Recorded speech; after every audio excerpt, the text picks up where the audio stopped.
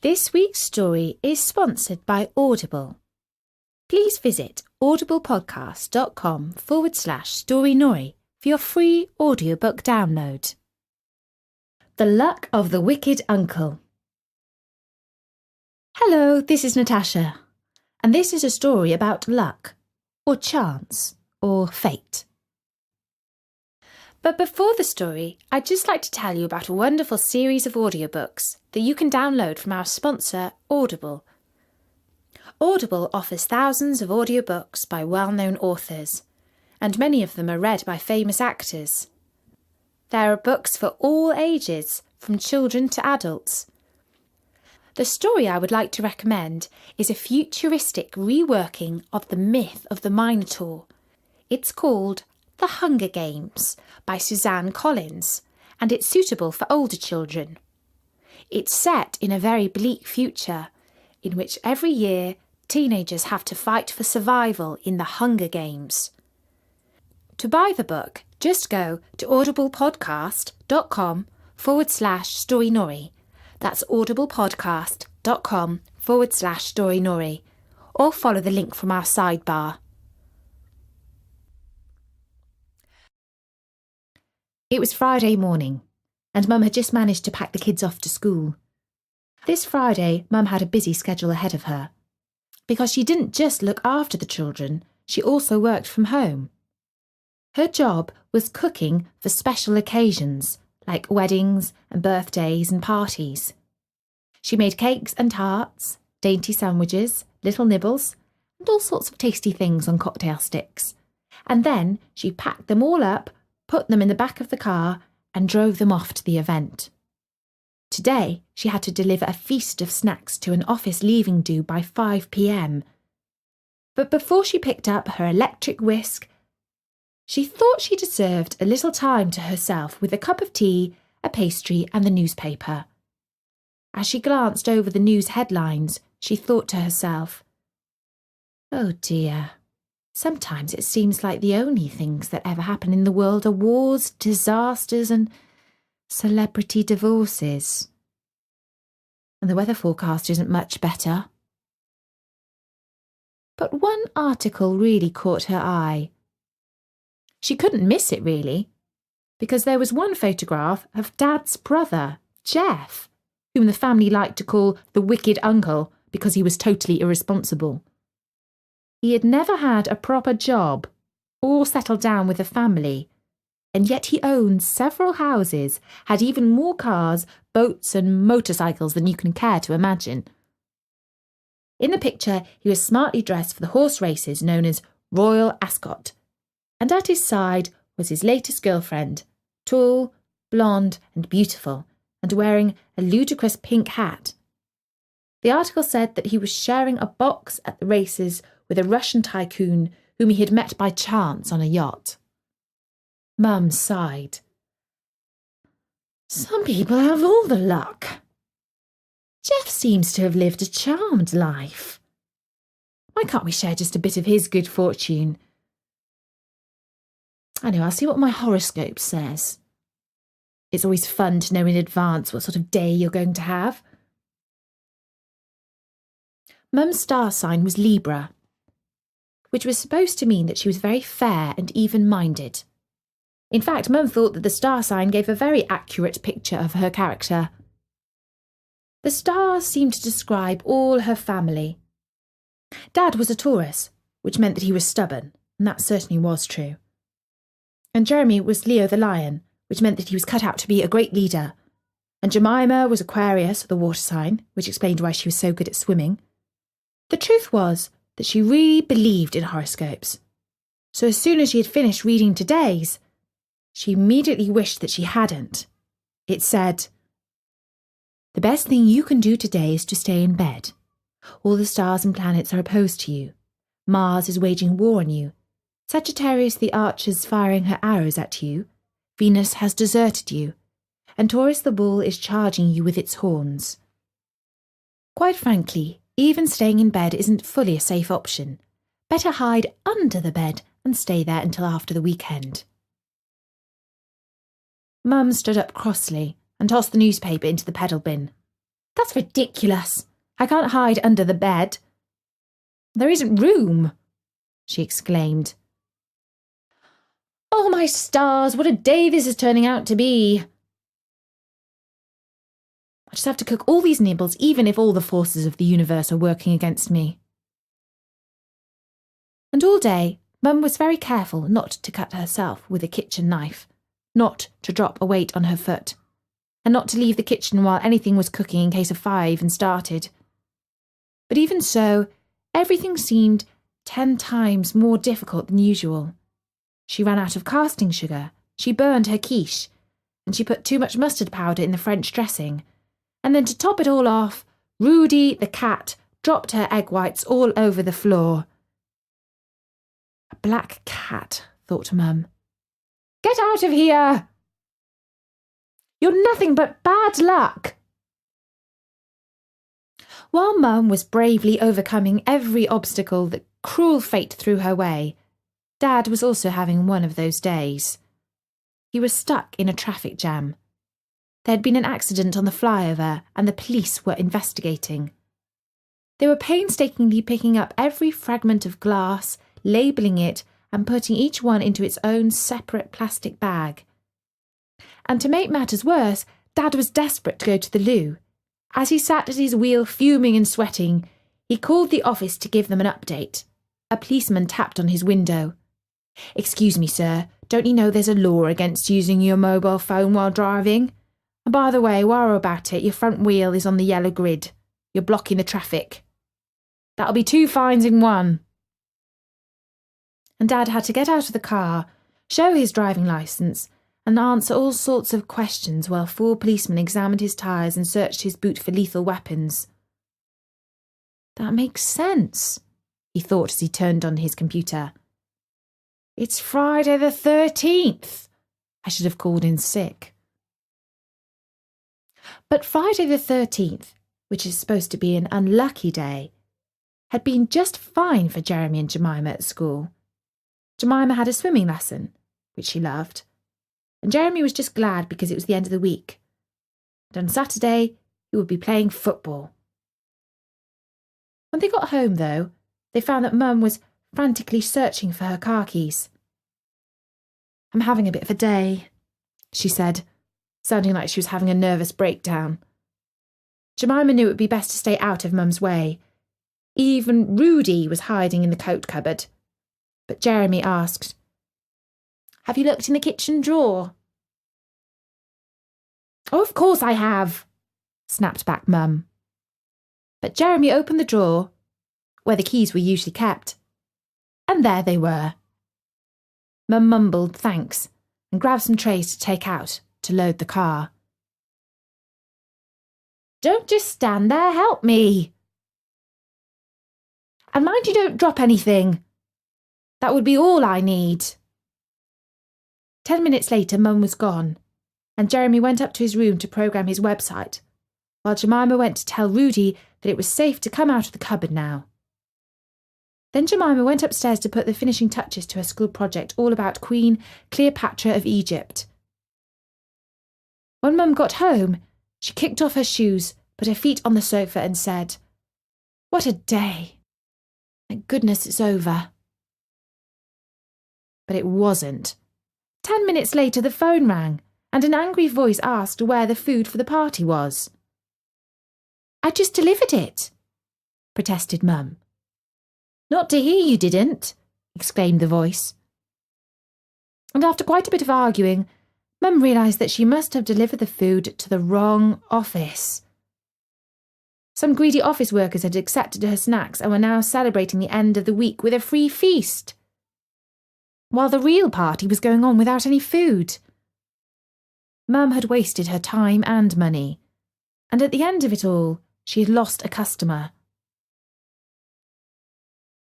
And if that wasn't bad enough, Dad had arrived home looking totally fed up. He'd left the office early because he was feeling ill.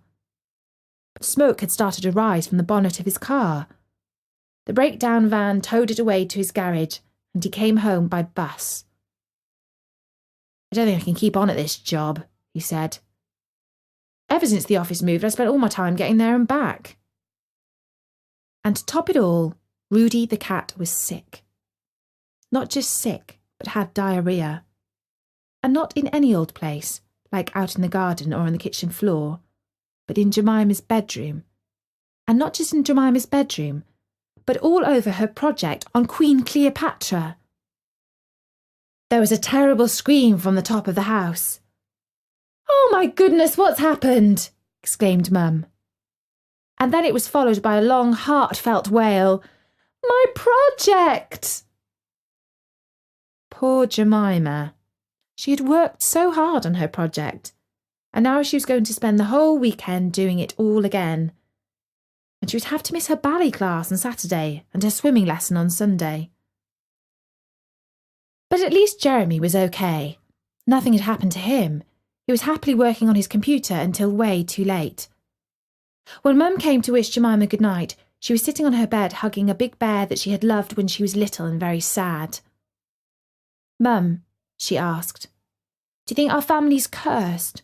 I mean, we always seem to have bad luck." "Don't be silly," said Mum. "We just had a bad day. There's no such thing as a curse or bad luck. Things just happen sometimes, that's all." But Mum didn't sound at all convincing. You see, she did believe in bad luck. And in the morning when Dad slipped on some sick the cat had made in the night, he landed in a heap on the kitchen floor. She couldn't hide her true feelings any more. "Listen, kids," she said, as she helped a badly shaken Dad up to his feet. "I know this sounds a bit spooky, but we had all better be extra careful this weekend. My horoscope says that lots of bad things are going to happen. And judging by the last 24 hours, it's all coming true."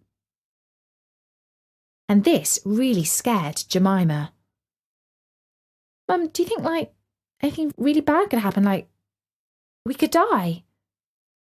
And Jeremy thought that was absolutely hilarious. He was still laughing about it as Dad drove him to the soccer fields. Jeremy was the goalkeeper, and he knew that saving the ball required loads of skill and just a few drops of good luck. Fortunately, his luck seemed to be in. The other side had some great shots at goal, but Jeremy leapt in, stretched and dived and kept the ball from crossing the line. The score was 0-0 until 10 minutes before the final whistle. His team's defender tripped up the other side's striker. The referee blew his whistle and pointed to the penalty spot. The centre forward was about to take the penalty. He placed the ball on the spot and considered the goal. Jeremy reckoned that he was eyeing up the top left corner of the posts. His opponent ran up and struck the ball cleanly with his boot. Jeremy sprang through the air like a ballet dancer and just reached the ball with his little finger. As he landed on the muddy ground, he knew that he was the hero of the match. But oh, his little finger was hurting. The ball had bent it back. An hour later, the phone rang at home. Jemima picked it up before calling out, "Mum, it's the hospital. Jeremy's in an accident and emergency." Mum prepared herself for the worst. She picked up the phone as bravely as she could, and she had to ask the nurse to repeat what had happened 3 times before she understood that her son had probably broken his little finger, and that his football trainer had had to leave, and that somebody should come wait with Jeremy until he'd had an X-ray. "Yes, I'll come right away," said Mum. She went to the drawer to look for her keys, but they weren't there. "Don't you remember?" said Jemima. "Dad's car is broken down, so he took yours to his golf match. Uncle Jeff lives not far from the hospital. Maybe he could go and wait with Jeremy." "Oh, I expect he's away on one of his exotic holidays," said Mum. "You know Uncle Jeff. He spends his weekends scuba diving or trekking in the Himalayas." But in fact, Uncle Jeff was having a quiet weekend at home for once. And when Mum called, he said he would only be too pleased to help out. And besides, it would be an ideal opportunity to catch up with his nephew and have a good chat while they waited. And by the time Uncle Jeff got to the hospital, Jeremy had already had his X-ray, and a splint was holding together 2 fingers on his left hand. Good job your trigger finger's still intact, said Uncle Jeff. Come on, let's go clay pigeon shooting. I reckon we've got safely 2 hours while your mum thinks you're still waiting at the hospital. Wow, said Jeremy. You bet.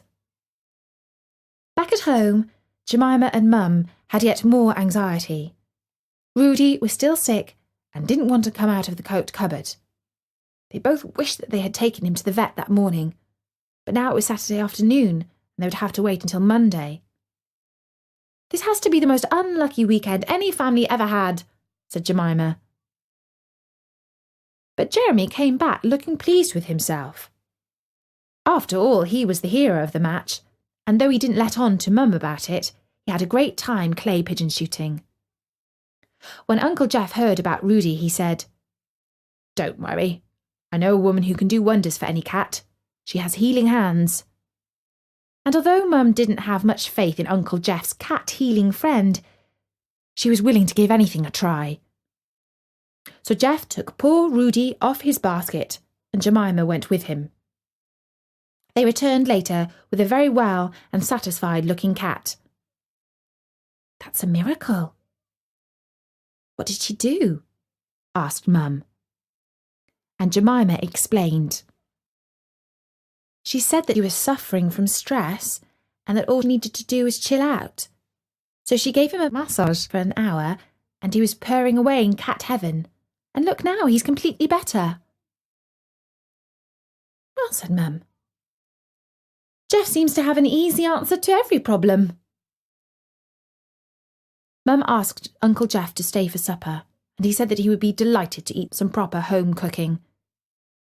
She made her special cottage pie with steamed vegetables that she had grown in the garden, and while they were eating, Jemima asked, "Uncle Jeff, why are you so much luckier than we are? I mean, you're Dad's brother, but everything always seems to turn out right for you. And Dad, well, he just doesn't seem to have any luck at all." Dad gave his daughter an annoying stare, but he couldn't protest as his mouth was full of cottage pie. Jeff saw this and smiled affectionately at his brother. "Well, first of all, I don't think I'm luckier than your dad. Not one bit. He has a beautiful family, and I just have a string of girlfriends. In many ways, I'm quite envious of his steady life. And secondly, luck is just all about how you see things. Everything that's happened to you this weekend could be seen as bad luck, but if you look at it differently, it could also be seen as good luck." "Good luck?" exclaimed Mum. "What's been good about anything that's happened yesterday or today?" "Well, lots of things," said Jeff. "For instance, you delivered your party snacks to the wrong address. You lost a customer. But I'm willing to bet that the other office were very impressed by your delicious cooking. And probably they are feeling just a bit guilty about eating your food for free. So I see that as an opportunity. They are your next customer. And perhaps they will be a bigger and better customer. And then Dad's having trouble getting to work since his office moved. So why doesn't he suggest to them that he works from home? Anyone can work from home these days, and it's a much better lifestyle."